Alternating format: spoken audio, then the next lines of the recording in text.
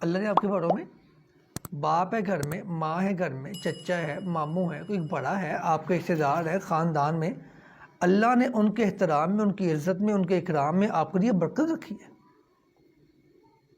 لیکن جب غصہ آ جائے ہم دیکھتے ہیں ماں کھڑی ہے سامنے، غصہ آ جائے ہم دیکھتے ہیں سامنے باپ کھڑا ہے، بڑا بھائی کھڑا ہے، کوئی چچا ہے، کوئی ماما ہے، دیکھتے ہیں؟ نہیں دیکھتے نا۔ اس لیے نبی علیہ السلام نے بار بار فرمایا لا تغضب، غصہ نہ کرنا۔ سیدنا سمرہ بن جندب رضی اللہ تعالیٰ عنہ سے آپ یہ رسول تھے، بیٹے میں آپ کے لیے بات کر رہا ہوں، یہ والی بچوں کے لیے، فرماتے ہیں میں اللہ کے پیغمبر کی محفل میں بیٹھتا تھا اور نبی علیہ السلام جو فرماتے تھے مجھے یاد ہو جاتا تھا، بڑا میں ذہین تھا، جو فرماتے مجھے یاد ہو جاتا۔ پھر جب میں صحابہ اکرام کی مجلس میں بیٹھتا تو صحابہ اکرام جب آپس میں گفتگو کرتے، کسی مسائل پہ بحث کرتے، مجھے مسئلے کا پتہ ہوتا لیکن میں نہیں بولتا تھا۔ کیوں نہیں بولتا تھا؟ کیونکہ میں عمر میں ان سے چھوٹا تھا۔ ہمارے بڑوں کے معاملے میں چھوٹے بچے بولتے ہیں جیسے پتہ نہیں یہ بڑے ہو گئے، بڑے چھوٹے ہو گئے، اور میں نے خود دیکھا ہے بچے کیا رہتے ہیں ہمارا باپ تو پاگل ہو گیا، پتہ ہی نہیں ہے کہ معاشرہ دور بدل گیا۔ تارا بھائی ایسے ہی ہے، ایسے ہی ہے، خود دیکھا ہے میں نے ایسے بچوں کو، باپ پاگل ہو گیا، اسے پتہ ہی نہیں ہے معاشرہ بدل گیا۔ حضرت عبداللہ بن عباس رضی اللہ تعالیٰ عنہ فرماتے ہیں میں چھوٹا بچہ تھا، میں چھوٹا تھا تو کیا ہوا، ایک بار سیدنا عمر بن خطاب رضی اللہ تعالیٰ عنہ، یہ مجھے صحابہ اکرام جو جلیل القدر صحابہ تھے، بڑے بڑے عظیم مرتبے والے صحابہ تھے، ان میں مجھے بٹھاتے تھے، اور صحابہ اکرام نے اعتراض کر دیا یار امیر المومنین آپ ان کو کیوں بٹھاتے ہیں، ہمارے بچے اتنے ہی ہیں، ان سے بڑے بھی ہیں، ہم ان کو لے کے نہیں آتے، ان کو یہاں بیٹھنے کی اجازت نہیں ہے، تو آپ اس بچے کو بٹھا دیتے ہیں۔ سیدنا عمر فرماتے ہیں کہ آپ کو نہیں پتہ یہ علم میں بہت بڑا ہے، تو اس کو میں اس لیے بٹھاتا ہوں کہ یہ اہل علم ہے، ہمیں کبھی مسئلہ پوچھنا پڑ جائے تو یہ بندہ بتانے میں آسانی لگتا ہے۔ کہ فرماتے ہیں ایک دن ایسا ہوا کہ سیدنا عمر رضی اللہ تعالیٰ عنہ نے صحابہ کرام میں ایک مسئلہ پوچھا کہ مجھے بتائیں اذا جاء نصر اللہ والفتح ورأیت الناس يدخلون فی دین اللہ افواجا فسبح بحمد ربک واستغفر انہ کان توابا۔ اس سورت کے نزول کا مقصد کیا ہے؟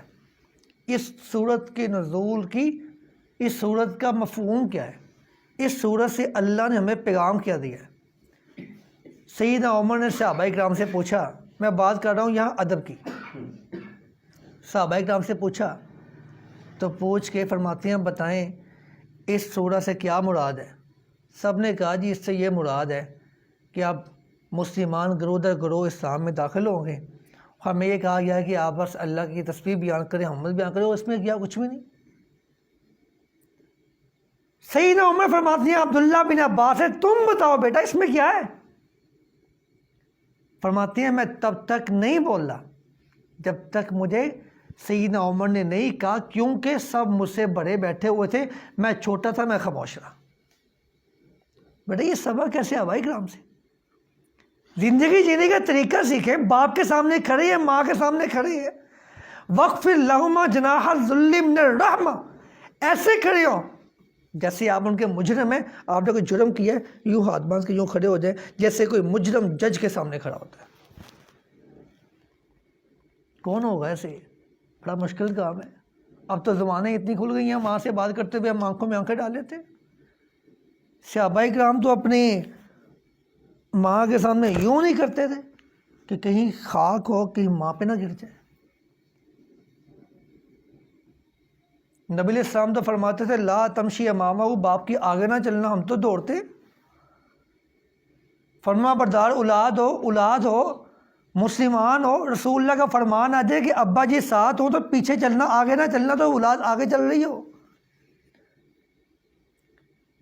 کسی محفل میں مجلس میں جاتی ہیں تو اللہ کے پیغمبر فرماتے ہیں وَلَا تَقْعُدْ قَبْلَهُ، جب کہیں بیٹھنا ہو نا ابا جی کے ساتھ، پہلے ابا جی کو بٹھانا، پھر بعد میں خود بیٹھنا، باپ سے پہلے نہ بیٹھ جانا۔ ہم تو بیٹھنے کی جلدی کرتے ہیں۔ میں بات کر رہا تھا لا تغضب، عبداللہ بن عباس فرماتے ہیں مجھے پوچھا حضرت عمر نے، فرماؤ بیٹا، کہتے میں تب تک نہیں بولا جب تک مجھے کہا نہیں گیا، کیونکہ مجھ سے بڑے وہاں موجود تھے۔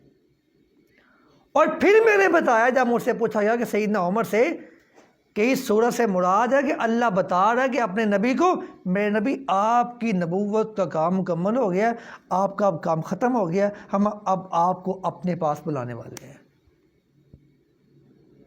صحابہ کرام جس معاملے میں آپس میں بات کرتے ہیں، عبداللہ بن عباس کو علم ہے، اس کے باوجود نہیں بولتے جب تک بڑوں نے نہیں کہہ دیا تم بتاؤ اس سے کیا مراد ہے۔